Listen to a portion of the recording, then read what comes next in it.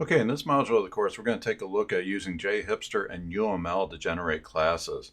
We can do it very similar to what we saw with JDL, but using UML modelers, we can generate our entities through JHipster as well. So I'm going to take a quick look over at the JHipster website now.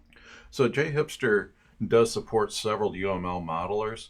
On their webpage, you can see the current ones that are supported: Modelo, UML Designer, GenMyModel, and Visual Paradigm. These are all good modeling tools that are supported. And what's happening under the covers is these tools will export an XMI file, which is a standard UML export file, and JHipster utilizes that to generate classes from. So what I've done is I've brought up, they do have a demo available, and I brought it up in the modeler. So this is GenMyModel. They do have a free account that you can utilize and play with. And I did bring up the JHipster demo in that.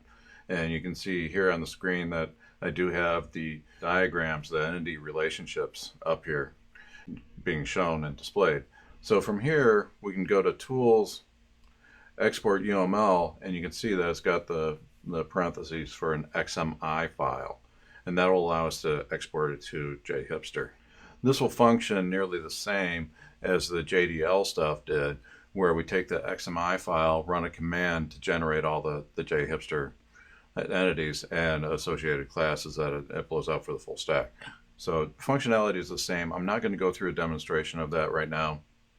I just want you to be primarily aware that you can use a UML modeling tool for your classes and then export that into JHipster.